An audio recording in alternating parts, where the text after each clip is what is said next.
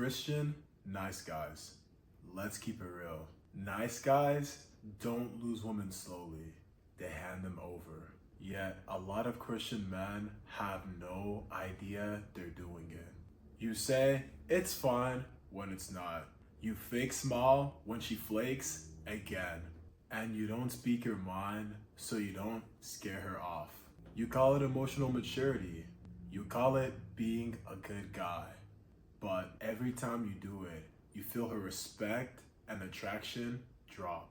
What if the exact niceness you're taught is the thing making her feel like she can't trust you or follow your lead? In this video, we're gonna go over 3 ways people pleasing kills attraction, the difference between keeping peace and making peace, and what to do instead. And if you're a Christian man who's not living paycheck to paycheck and you're tired of figuring out this marriage thing alone, there's a link below to join the husband in training community on School for a 7-day free trial. We have weekly group coaching calls, and we also have a lot of resources to help you with staying grounded and focused on finding a godly and attractive wife. Join below. Let's dive in. A lot of Christian men believe a good Christian man doesn't rock the boat. A good Christian man keeps women comfortable. If she's not upset with me, I must be doing something right. So when there's tension, you think, if I disagree, I'm unloving. If I say no, I'm not being like Jesus. You've heard, be gentle, be a peacemaker, become all things to all people. Your brain turns that into, never make her uncomfortable. If she's not upset with me, I'm being Christ-like. You're not crazy. You're just running a script nobody has ever checked against scripture. If never rock the boat is godly, why didn't Jesus live that way? Jesus didn't just rock the boat, he capsized it. He wasn't crucified for being agreeable. He was crucified because he confronted the authorities of his day that were living in lies with the truth. If people pleasing is Christ-like, why are you exhausted, resentful, and hiding what you actually believe? Listen to Galatians 1:10. For am I now seeking the approval of men or of God? If I were still trying to please men, I would not be a servant of Christ. If your life is driven by people's approval, you cannot be a servant of God. And the other ditch is just as bad.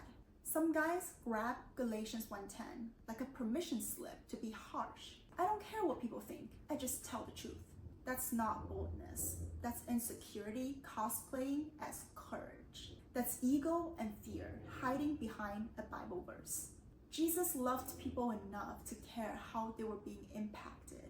Paul met people where they're at so they can actually hear the truth. The problem isn't caring what people feel. The problem is when their approval becomes your master instead of God. Here's 3 things that people pleasing actually does in dating. 1, it makes you dishonest. She never meets the real you, just the version of you you think she'll accept. 2, it makes you a weak leader. Whatever you want sounds humble, but feels like dead weight. She ends up carrying the decisions. She doesn't feel led.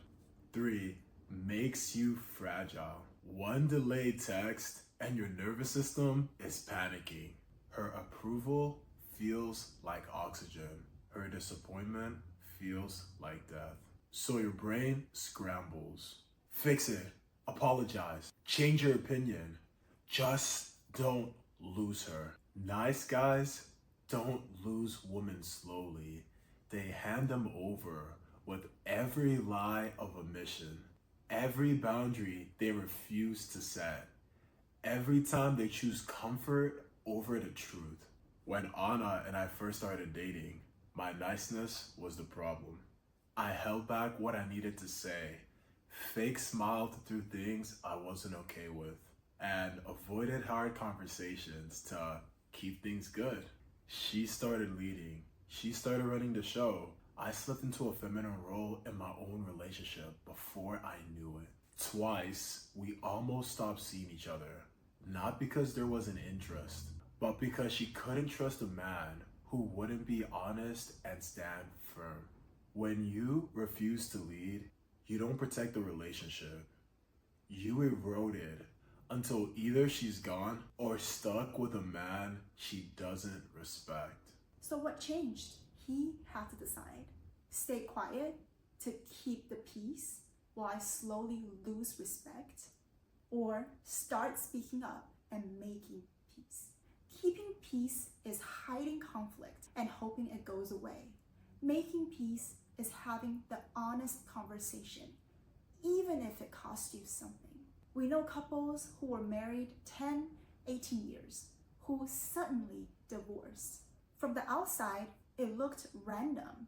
Up close, it was years of avoided truth finally detonating. When he stopped being passive and started speaking his mind, we had our longest arguments. Messy, tiring, but that's when trust started growing. That's what you're actually building towards. A woman that can actually relax because she knows you're leading. So how do you start shifting out of this? We have 3 small moves. First, 1 clear no. Say no once this week. I actually can't make it.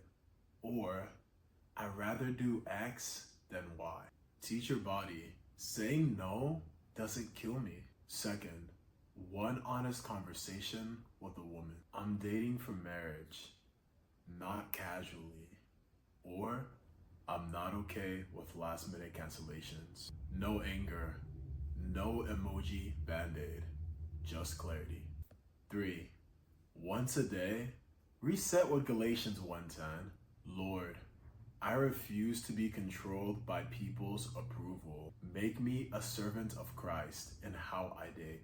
If you're a Christian man who's not living paycheck to paycheck, tired of trying to figure this marriage thing out alone, join the Husband in Training community. It's a men's only community. Inside, we have 2 weekly group coaching calls and resources to help you stay focused and grounded as you pursue a godly, attractive wife. Hit the link below to start your 7-day free trial. And if you know you don't need any more content, you need someone walking with you week by week, there's a separate link to apply for my one-on-one Godly Wife Blueprint mentorship. Inside of the one-on-one mentorship, it's going to be for 6 months, and you're also going to have monthly calls with her as well. Either way, stop worshiping her reaction. Love her. Honor her. Let Jesus be the only one you're afraid to disappoint. Brothers, thank you so much for making it to the very end of the video. Be sure to subscribe for some more content, and we'll see you guys on the other side. Stay blessed and peace out.